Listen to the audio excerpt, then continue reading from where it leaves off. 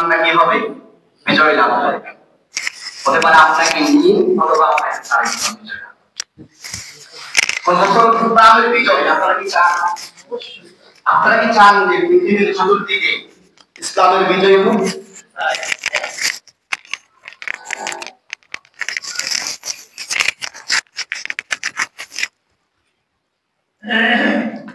এটা প্রত্যেক মুসলমান চায় যে ইসলামের কি সব জায়গায় ইসলাম কি হোক বিজয়ী হোক চাই কিন্তু ইসলাম কি চাইলে কি ইসলাম বিজয় হয়ে যাবে আমরা প্রত্যেক মুসলমান যদি বসে বসে যদি ইসলামের বিজয় দেখতে চাই ইসলাম কি বিজয় হয়ে যাবে ইসলামকে বিজিত করতে হলে প্রত্যেক মুসলমানকে প্রচেষ্টা করতে হবে কি করতে হবে আপনি যদি সত্যিকার অর্থে যদি ইসলামের বিজয় চান তাহলে মুসলমান হিসাবে আপনাকে কি করতে হবে এটাকে বিজয় লাভ করতে হবে ইসলাম কখন আল্লাহ সুবহানাহু ওয়া তাআলা উনি ওনার গায়বী মদদ দিয়ে বিজয় দিবেন এটা মুসলমানদের কি আপনার মতো যদি মুসলমান যদি ইসলামের জন্য যদি প্রচেষ্টা না চালায় ঠিক মুসলিম বিন কাসেবের মতো করে শাহজালাল ইয়ামিনীর মতো একজন মুসলমান দাঁড়িয়ে যাবে ইসলামের ঝান্ডা নিয়ে আপনারা কি চান বাংলাদেশে ইসলাম বিজয় হোক চাই মন থেকে বলুন আর সত্যিকার অর্থে কি আপনারা চান বাংলাদেশে ইসলাম বিজয় হোক তাহলে বাংলাদেশে 90% এর প্রায় 90% মুসলমান বসবাস করে দেশে ইসলাম বিজয় করতে কতক্ষণ লাগে 10 মিনিটও লাগে না 10 মিনিট যে দেশের আপনারা কি মনে করেন যে এই দেশে ইসলাম আছে কি বলতে পারবেন বাংলাদেশে ইসলাম আছে ইসলাম ব্যক্তির কাছে আছে ইসলাম মসজিদে আছে কিন্তু যে জায়গায় ইসলাম থাকার কথা সে জায়গায় আমাদের ইসলাম নাই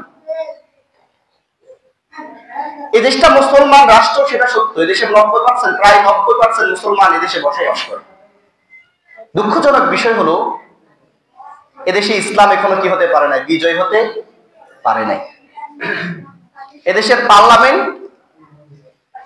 এদেশের সংসদ এখনো কি দ্বারা পরিচালিত হয় কোরআন দ্বারা না মানব রচিত আইন দ্বারা কি দ্বারা মানব রচিত আইন দ্বারা কারা পরিচালনা করে জানেন মুসলমানরা কারা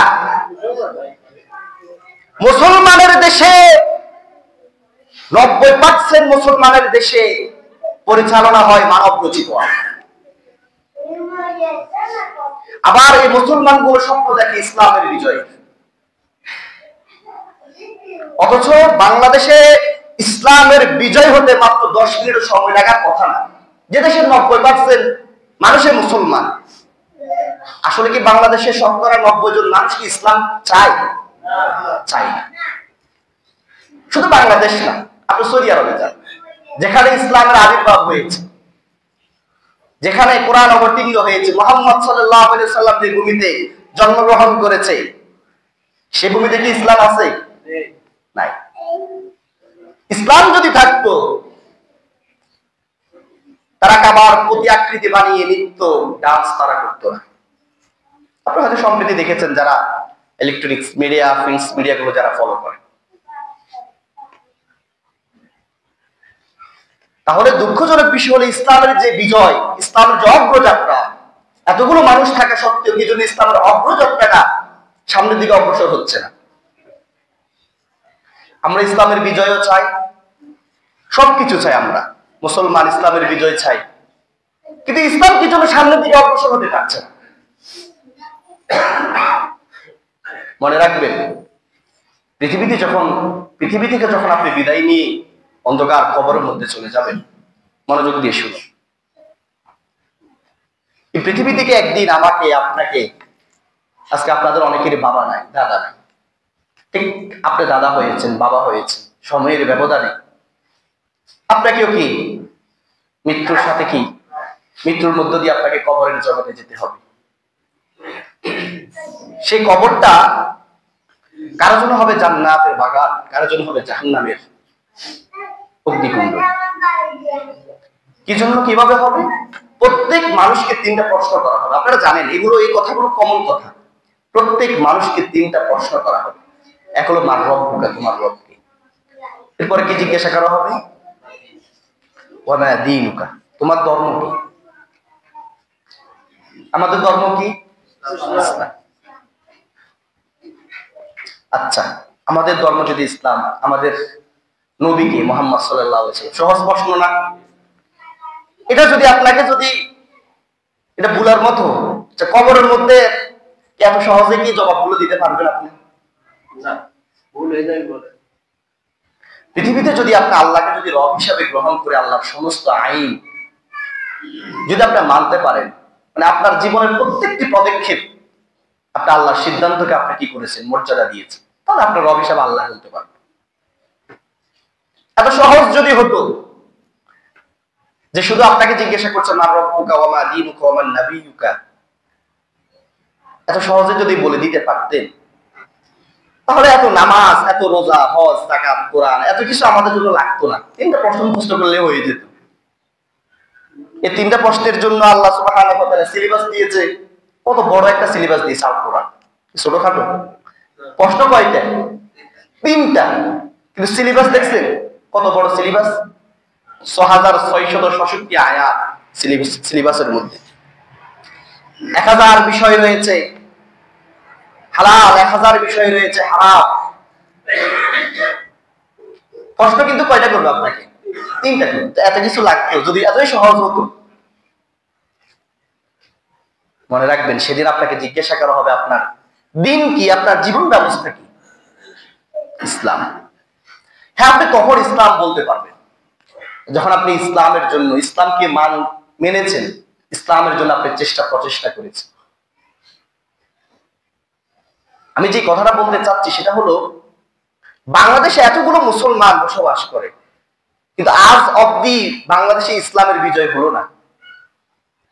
এই বিজয় না হওয়ার মূল কারণ কি? আবার যদি জিজ্ঞাসা করি আপনারা ইসলামের বিজয় চান কিনা, আবার প্রত্যেকে বলেন যে আমরা ইসলামের বিজয়ও চাই। চাওয়াও ঠিক আছে, প্রত্যাশাও ঠিক আছে, মুসলমান তাও ঠিক আছে, নামাজও পড়ে তাও ঠিক আছে, কিন্তু ইসলামের বিজয় হয় না কেন?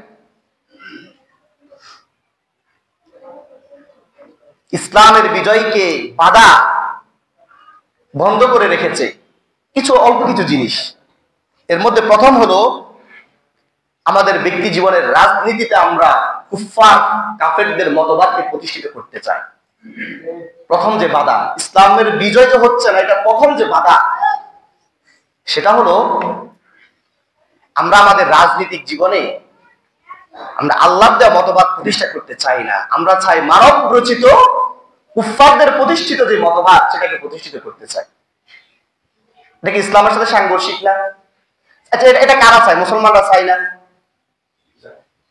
কার্ল মার্কস লেনিনের যে মতবাদ, সেকুলারিজম, ধর্মনিরপেক্ষতাবাদ, ন্যাশনালিজম, জাতীয়তাবাদ, এগুলো ইসলাম আল্লাহ দিয়েছে না, এগুলো মানুষই বানিয়েছে।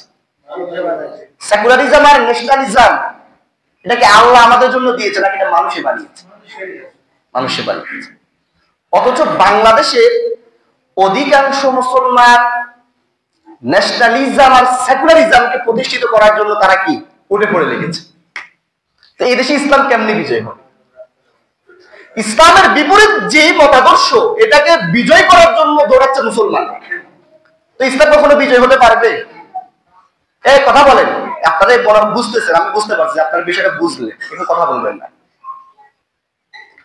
একটা মুসলমান যদি তার রাজনৈতিক জীবনে যদি সে কুফফারদের মতবাদকে প্রতিষ্ঠা করার জন্য, আল্লাহর বিপরীত আইনকে প্রতিষ্ঠা করার জন্য যদি দৌড়াদৌড়ি করে, সে মুসলমান যদি মসজিদে জুমার দিন ইমাম সাহেবের সামনে বসে যদি ইসলামের বিজয় চায়, পৃথিবীতে কখনো কি ইসলামের বিজয় হবে? আপনারা আমাদেরকে লাগাইছেন ইসলাম বিজয় করার জন্য, কিন্তু আপনারা দৌড়াচ্ছেন কি এটার বিপরীত। মানে আমরা যা দুইজন দৌড়ায়, আপনারা 6 জন কি করেন? ব্যারিকেড দেন। তো ইসলামের বিজয় হবে? আমরা দুইজন আপনাদের 6 জনের সাথে পারবো না। তাহলে ইসলামের বিজয়টা আপনি চান। এখন ইসলামের বিজয়টা আপনার কাছে, আমার কাছে ইসলামের বিজয়। ইসলামের বিজয় করে আপনার কাছে। আপনি যদি ইসলামের পথ থেকে যদি ছেড়ে দেন, বাধা তো আপনি, বাধা দিয়ে রাখছে কে? মুসলমান। আব্দুল্লাহ আব্দুর রহমান, নাম হচ্ছে আব্দুল্লাহ আব্দুর রহমান, আব্দে শামস, ওনার নাম খুব মুসলমান, ওনার আকিকা করা হয়েছে, ওনার নাম মসজিদের ইমাম সাহেব গিয়ে ওনাকে কি করাইছে? তাহনিক করাইছে। ওনার বিবাহ হয়েছে ইসলামের পন্থায়, সবকিছু ইসলামিক। কিন্তু বেচারা রাজনৈতিক জীবনে আসিয়া উনি কি করতেছে? আল্লাহর আইনের বিপরীত, আল্লাহর আইনের বিপরীত যে মতাদর্শ আছে সেটাকে উনি প্রতিষ্ঠা করার জন্য দৌড়াচ্ছে। যে ইসলামকে প্রতিষ্ঠা করার জন্য যে আব্দুল্লাহ দৌড়ানোর কথা ছিল, সে আব্দুল্লাহ ইসলামকে বাদ দিয়ে মানব রচিত আইনকে প্রতিষ্ঠা করার জন্য দৌড়াচ্ছে। তো এরকম যদি প্রত্যেক মুসলমান যদি মানব রচিত কুফফারদের মতবাদকে যদি প্রতিষ্ঠা করার জন্য দৌড়ায়, সারা জীবন ইসলাম প্রতিষ্ঠিত হবে? কিন্তু লোকের মসজিদে যখন শুক্রবারে আসে, তখন ইমাম সাহেবের সাথে সুর মিলে যে আমরাও ইসলামের বিজয় চাই। কিন্তু মসজিদ থেকে বের হয়ে জুতাগুলো যখন ফাঁয়ে দেয়, তখন তার এই কাজ কাম শেষ। জুতা ফাঁয়ে দিলে শুরু হয় কি, এসব সেকুলারিজমকে কায়েম করি, ন্যাশনালিজমকে কি করে বাস্তবায়ন করি। এই সমস্ত মুনাফিক মার্কা জীবন যখন যদি সারা জীবন যদি নিয়ে যান, আমাদের কোনো লস নাই, আল্লাহর কোনো লস নাই। লস কার হবে?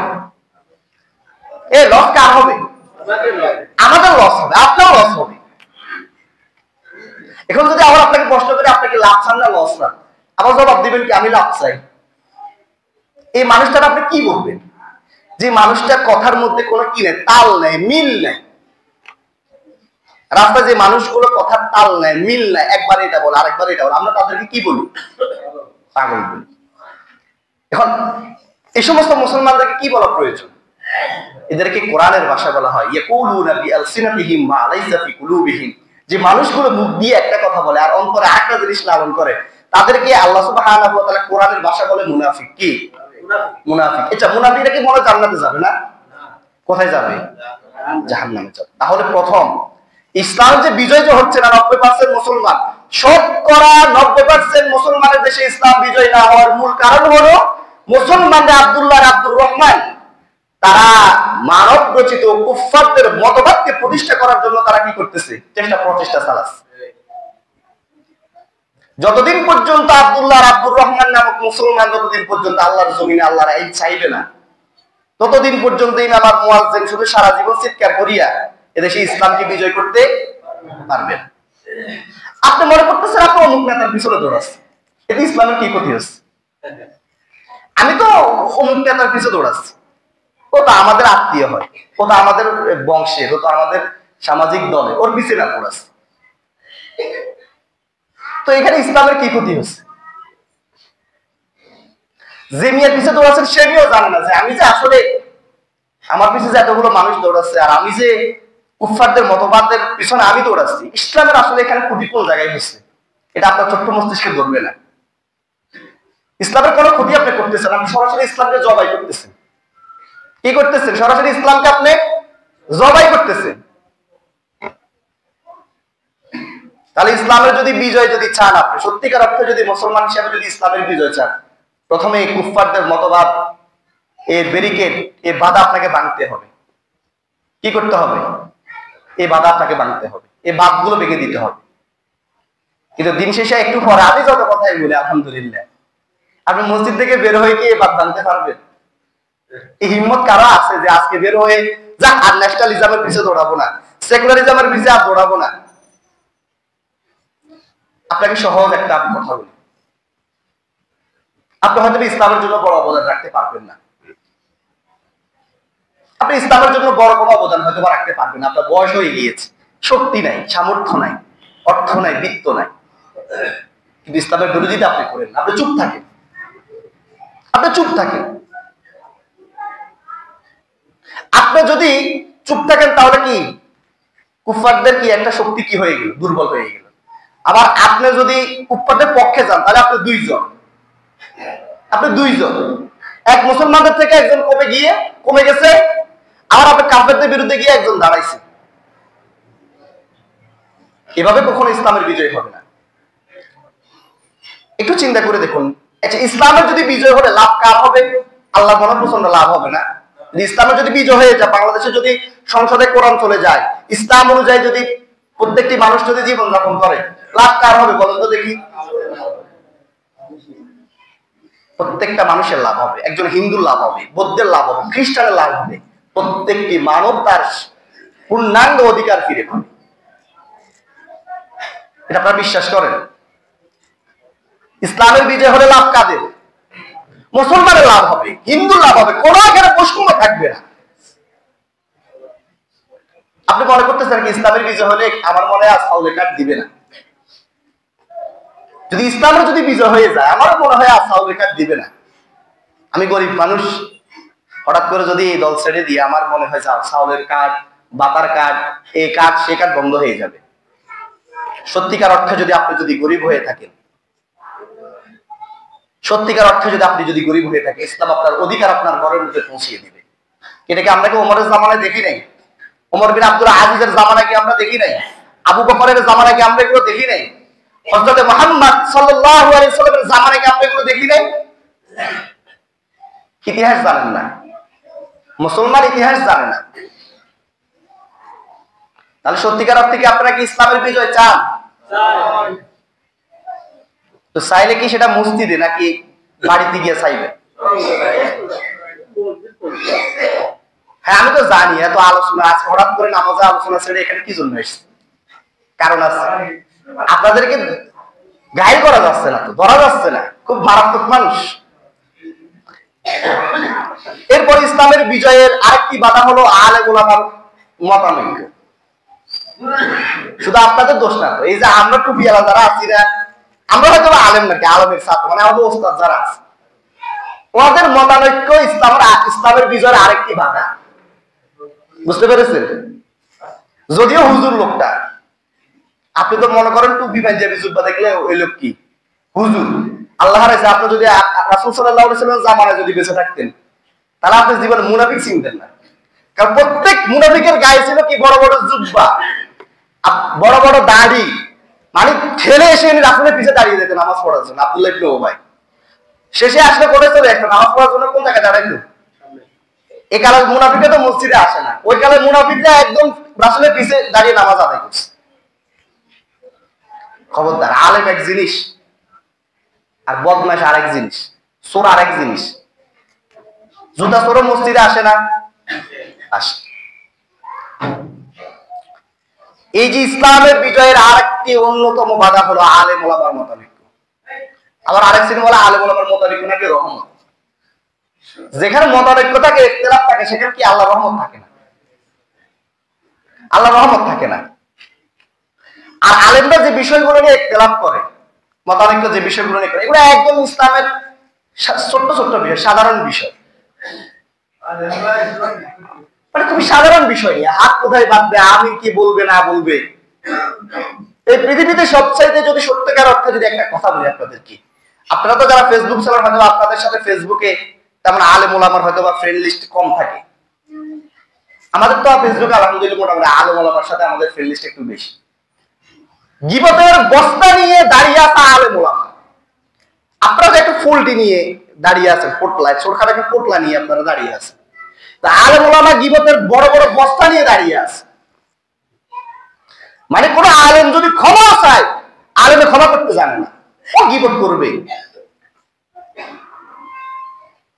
এদেশে চরমনায় জামাতকে কোবায়, মানে কি মুখ দিয়ে কোবায়, মুখের চাইতে যদি অস্ত্র দিয়ে এরা যুদ্ধ করতো আরো ভালো হতো, অত ইসলামের এত ক্ষতি হতো না। যদি চরমনায় জামাত, খেলাফত মজলিস, হেফাজত এরা যদি মুখের যুদ্ধ না করে যদি অস্ত্রের যুদ্ধ করতো, অন্তত ইসলামের জন্য তাও ভালো হতো। অন্তত দুই সেটা যখন মারা যায়, এটা একটা বিবেক জাগ্রত হইতো। এ হলো আপনাদের আলেম ওলামার মতানৈক্য। যতদিন পর্যন্ত আলেম ওলামার ঐক্য না হবে, আমার কথা হচ্ছে আমি ফির মুরিদের বক্ত হতে পারি, আমার বিভিন্ন একটা মাসলাক থাকতে পারে, কিন্তু ইসলামের স্বার্থে, ইসলামের বিজয়ের জন্য আমরা এক থাকতে হবে। এটা কি বাংলাদেশের আলেমরা চায় ইসলামের বিজয়ের জন্য ঐক্য চায়? নহলে 5 আগস্টের পর আজ পর্যন্ত আপনি কোন আলেমের মুখে শুনছেন যে আমরা ঐক্য চাই? এখান দিয়ে বলে ঐক্য চাই, বিউ কামানোর জন্য বলে ঐক্য চাই। দলীয় মিটিং এ গেলে কি করে, যে ওর আকীদা খারাপ, খবরদার ওর সাথে মিশা যাবে না। দুনিয়ার হিংস্র প্রাণীর সাথে আমরা কি করতে পারি, ঐক্য করতে পারি, কিন্তু ওদের সাথে ঐক্য করবো না। আর এরা বলে যে না, যে পীর মুর্দি ব্যবসার সাথে আমাদের কোনো ঐক্য নাই। তো দোষ আস্তে আস্তে মানে 90% মুসলমান, প্রথমে তো কত পার্সেন্ট মুসলমান বাদ গেছে, 60% মুসলমান বাদ গেছে, আর 30% আছে কারা আলেম ওলামা। তো 30% মধ্যে 20% শেষ, আর আছে 10%। 10% যদি 80% এর বিরুদ্ধে লড়াই করলে কি জীবনে জিতা সম্ভব? সম্ভব না। তো ইসলামের বিজয় আপনার এখন আপনারাও আছেন 60%, যারা আলেম না 60%। আমার মনে হয় আলেম দিয়ে ইসলামের বিজয় হবে না। আপনারা যদি একটু পরিবর্তন হয়ে যায় ইসলামের বিজয় হওয়া সম্ভব। আপনারা একটু পরিবর্তন হন, আপনারা একটু পরিবর্তন হন। এরপরে ইসলামের অন্যতম বাধা হলো মুসলমানদের মধ্যে এক শ্রেণী মানুষ আছে ধনী। ধনী, এই ধনীরা হচ্ছে ইসলামের বিজয়ের অন্যতম একটা বাধা। বলে কিভাবে, এটা কি কেমনে বলবে? সহজে বুঝেন আপনি। ধনী মানুষগুলো সে একটা নয়, সে চাইলে 10-5টাও কি ছেলে মেয়ে পড়াশোনা করাইতে পারে না। মানে তার অর্থবিত্ত দিয়ে সে 10-5-20 জন ছেলে মেয়ে পড়াশোনা করার মতো কি রাখে, সক্ষমতা রাখে। সে সন্তান নেই কয়টা? একটা নয়, 2টা। আর যে বেচারার পড়াশোনা করার সামর্থ্য নাই, গরিব মানুষ, ওনার বাচ্চা কাচ্চা কয়টা? 6টা, 7টা, 8টা, 10টা। উনি 10-12টা জন্ম দিছে, কিন্তু উনি পড়াশোনা করাইতে পারে না, দিন শিখাইতে পারে না। ওনার সাথে কাজকর্ম করছে, পরিবার কি করছে, মোটামুটি খাওয়ান জোগাইছে। আর যে বেচারা পড়াশোনা করাইতে পারবে সে বেচারা নিচে কয়টা? 2টা। এই যে ইসলামের যে শিক্ষা, ইসলামের শিক্ষা কি হয়ে গেছে আস্তে আস্তে কি নিচের দিকে চলে গেছে। যে বেচারা পড়াশোনা করাইতে পারবে, যার অর্থবিত্ত আছে, সে যদি 5টা সন্তান নিত, 5টা সন্তান যদি পড়াশোনা করাইতো, কি 5টার মধ্যে কি দিন ঢুকতো না? দিন ঢুকতো না। মনে করেন আমরা হচ্ছে 4 ভাই, মাত্র পড়াশোনা করছে আমি আর 3 জনে করতে পারে নাই। কিন্তু আমার বাপ যদি কি আর 3 জনের পড়াশোনা করাইতো, আর 3 জন 3 মসজিদে এরকম খুতবা দিতে লাভ হইতো না? কিন্তু উনি সন্তান জন্ম দিচ্ছে 1টা 2টা, তাও উনি এটা মাদ্রাসা পড়াবেন। ওটা কোথায় পড়াবে জানেন? উনি ইংলিশ মিডিয়ামে পড়াবে। তো এই দেশে ইসলামের বিজয় হবে কেন? এই জন্য ইসলামের সবচাইতে গুরুত্বপূর্ণ আরেকটি বাধা হলো ধনী শ্রেণীর মানুষরা। ধনী শ্রেণীরা হচ্ছে কি ইসলামের অন্যতম আরেকটা ব্যারিকেড। এই বাদগুলো কি বাড়তে হবে না? যত আমি যে কথাগুলো বলছি এগুলো আপনার কোথাও শুনবেন না। ইসলামের সত্যিকার অর্থে যদি আপনি বিজয় যদি অর্জন করতে হয়, এইগুলো আপনাকে আগে কি করতে হবে? ছাড়াই করতে হবে। এই সমাজে যাদের অর্থবিত্ত আছে, সন্তান বাড়ান। রাসূল সাল্লাল্লাহু আলাইহি ওয়াসাল্লাম কি যাওবিদুল ওয়াদুদুল ওয়ালুদা, তোমরা যে নারী সবচেয়ে বেশি সন্তান প্রসব করতে পারো, তোমরা সেই নারীগুলোকে বিবাহ করো। কারণ কিয়ামতের দিন আমি সর্বাধিক উম্মত দিয়ে কি করবো? গর্ববোধ করবো। কিন্তু পশ্চিমা সংস্কৃতি আমাদেরকে শিখাইছে 1টা না 2টা নাও, এর বেশি নেওয়া যাবে না। আর এটা স্লোগান করছে কারা? বড় লোক যারা। এরা ইসলামের বিজয়টা আপনারা ইসলামের বিজয় কিভাবে চান? এগুলো তো ইসলামের সবচেয়ে গুরুত্বপূর্ণ বাধা, এগুলো ভাঙতে হবে তো আপনাদেরকে। উনি বাচ্চা নিতে চায় না, খাওয়াবে কি, পড়াবে কি? তুমি কি তোমার বাচ্চারা খাওয়াইতে পারবা? এই বাচ্চা সৃষ্টি হওয়ার আগে তার রিজিকের বন্দোবস্ত করেছেন কি? আল্লাহ। আর উনি সন্তান নিতে চায় না। যদি ধনী শ্রেণীর মানুষরা যদি তাদের সন্তানগুলোকে যদি দিন শিখাইতো, বেশি বেশি সন্তান যদি নিত, গরিব শ্রেণীর মানুষের চাইতে এখন এই দিন বুঝে, এই অঞ্চলে দিন বুঝে কয়জন? আপনি ইসলামের যে বিজয় চান, বিজয় চাইতে হলে তো দিন বুঝতে হবে। দিন তো আগে বুঝতে হবে। এখানে অধিকাংশ মানুষ দিন ইসলামটাই বুঝেন না।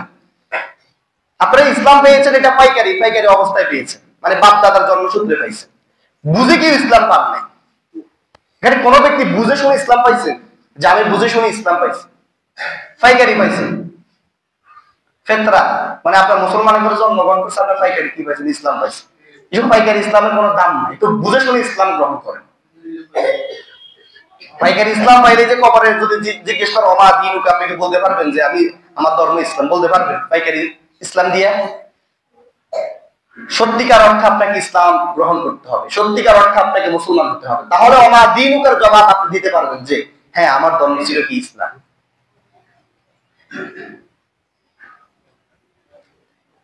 তারপরে এই ইসলামের অগ্রযাত্রার আরেকটা বাধা হলো পশ্চিমা সংস্কৃতির যে কালচার গুলো, হিন্দুয়ানি যে কালচার গুলো আছে, এগুলো আমাদের সমাজের মধ্যে কি ঢোকার কারণ। মানে অমুসলমানদের যে কালচার, এগুলো গ্রহণ করেছে কারা? মুসলমানরা। এটাকে আপনারা বিশ্বাস করেন? আপনি যদি একটু শহরের দিকে যান, মানে পশ্চিমারা যে সংস্কৃতি লালন করে পালন করে, এই যে কয়দিন পরে 39 ফার্স্ট ডে আছে, এটা পালন করবে এই অঞ্চলে কারা পালন করবে জানেন? যে ছেলেটা মুসলমান, তারা যদি আপনি ফাঁদরিয়ে বলেন যে ইসলামে জায়েজ নাই, সেটার কোনটাই তোয়াক্কা করবে না। তার মন চাইতেছে সে করতেছে। এটা ঢুকেছে কারা?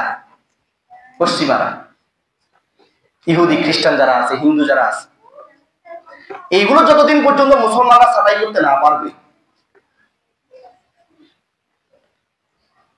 যতদিন পর্যন্ত মুসলমানরা এই বিষয়গুলো ছাঁটাই করতে না পারবে, ততদিন পর্যন্ত ইসলামের বিজয় হবে না। 90% যদি 100% মুসলমান যদি হয় বাংলাদেশে, ইসলামের বিজয় হবে।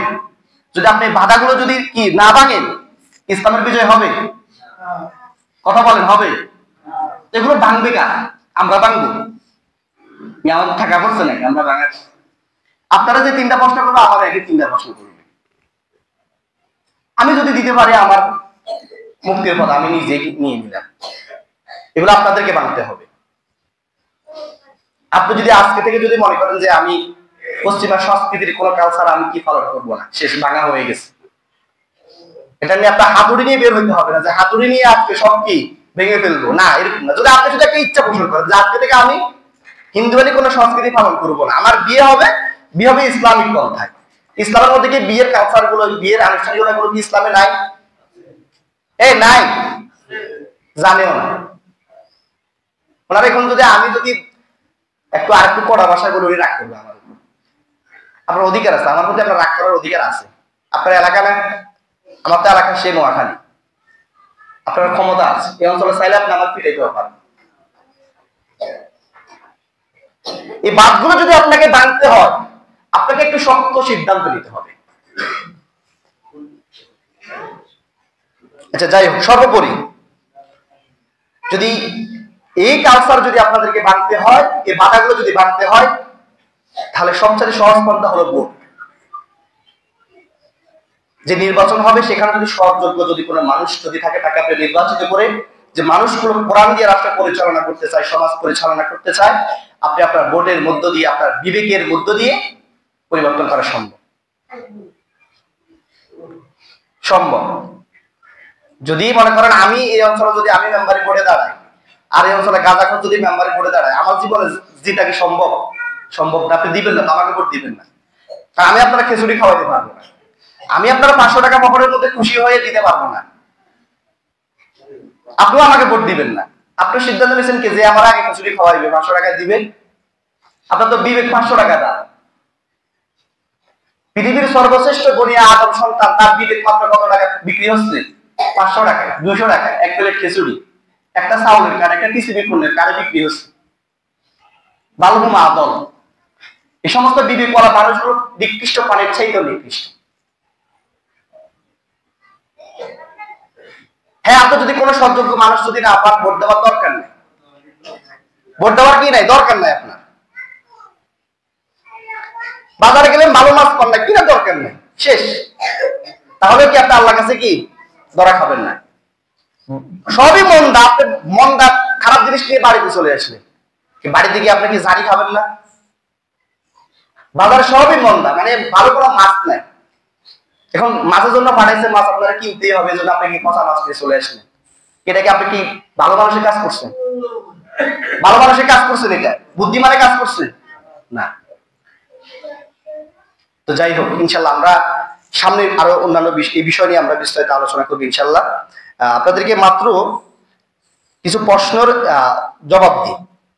প্রশ্নগুলো আপনারা করেছেন বিদায় বলতেছি, অতি সংক্ষেপে বলে দিব। বাড়িতে নামাজ আদায় করলে নামাজ হবে কি? কোন সুস্থবান ব্যক্তি যদি বাড়িতে যদি নামাজ আদায় করে, তার নামাজ হবে না। সুস্থবান ব্যক্তি, অজর ব্যতীত, অজর, অজর কি? অসুস্থ। অজর কি? ভয়ভীতি। সে ব্যক্তি যদি বাড়িতে যদি নামাজ পড়ে, তার নামাজ কবুল হবে না। সমাজের অনেকের প্রবণতা আছে, হ্যাঁ আপনি বসতে পারেন না, আপনি মসজিদে কি চেয়ারে বসে আপনি নামাজটা আদায় করুন। আপনি যেভাবে আদায় করতে পারেন, তো জামাতে কি করুন? জামাতের আলাদা একটা কি আছে? মর্যাদা আছে, আলাদা একটা ফজিলত আছে, আলাদা একটা গুরুত্ব আছে মসজিদের। যদি এমনই যদি হতো তারা মসজিদের বিষয় কি ইসলামে আসতো? নামাজ যদি যে যার ঘরে যদি পড়ার যদি অনুমতি থাকতো তাহলে মসজিদের এত গুরুত্ব থাকতো, জামাতের এত গুরুত্ব রাসূল সাল্লাল্লাহু আলাইহি ওয়াসাল্লাম বর্ণনা করতো। তো তাহলে অন্ধ সাহাবী আব্দুল্লাহ ইবনে উম্মে মাকতুমকে আল্লাহ রাসূল সাল্লাল্লাহু আলাইহি ওয়াসাল্লাম বাড়িতে নামাজ পড়ার কি দেন নাই? ইখতিয়ার দেন নাই।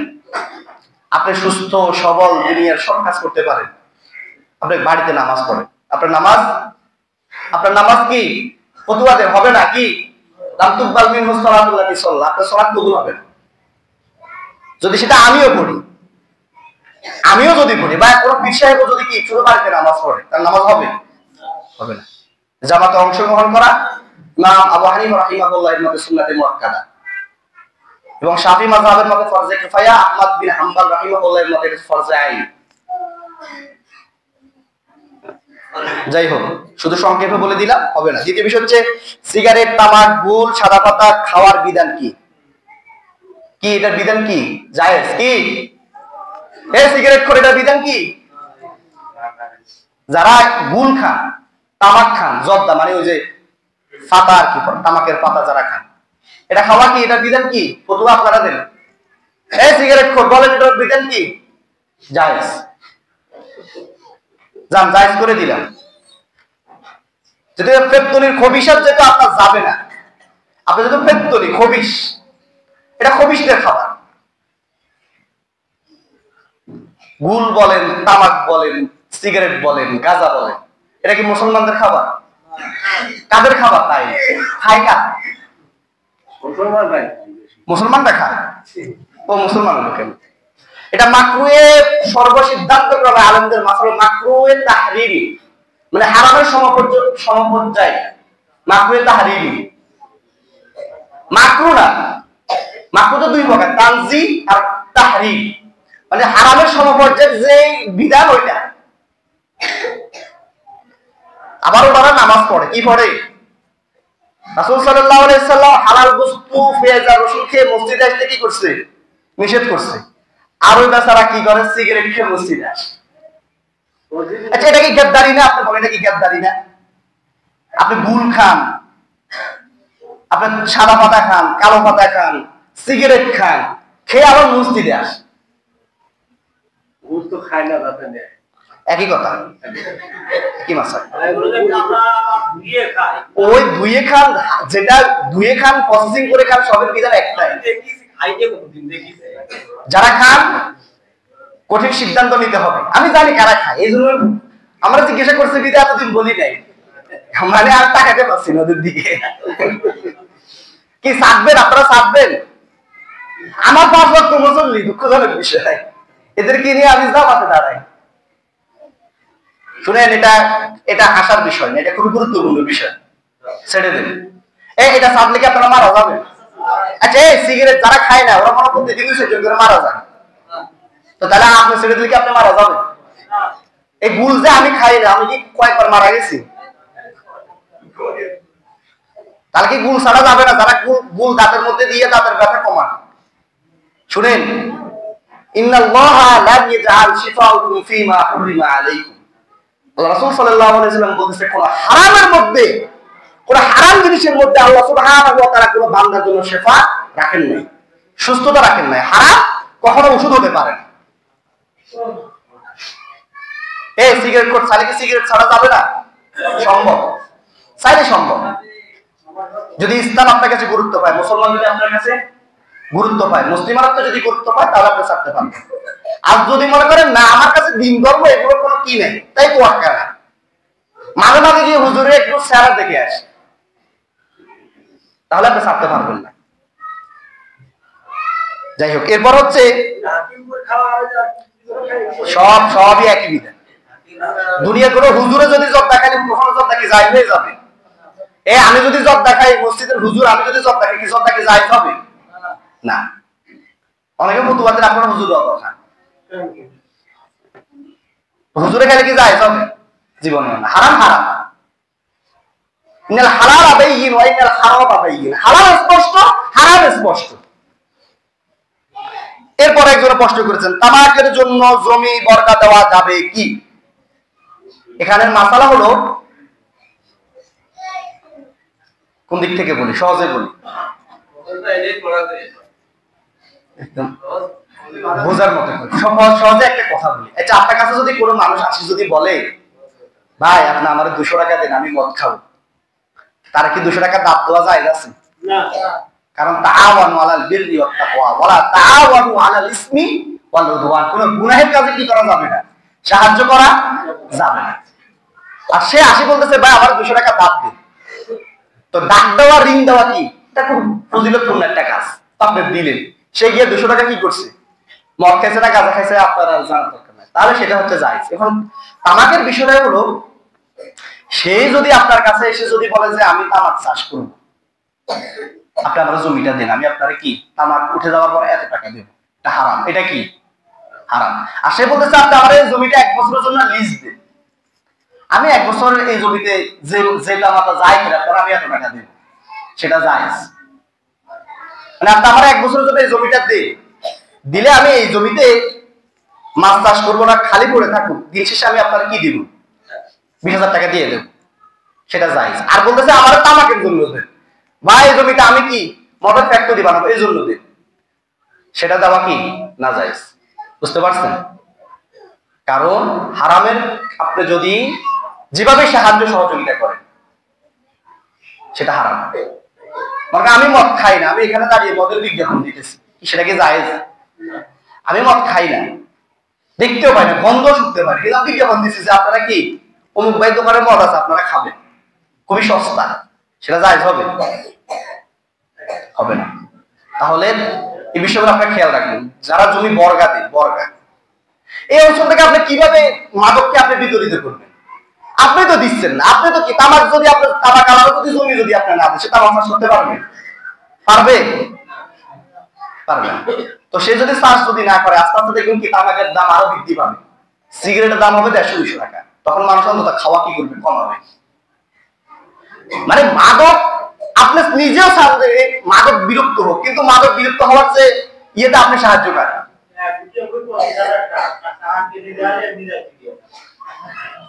এখন কিন্তু আপনি কি সামান্য অর্থের বিনিময়ে আপনি কি এটা চাচ্ছেন না?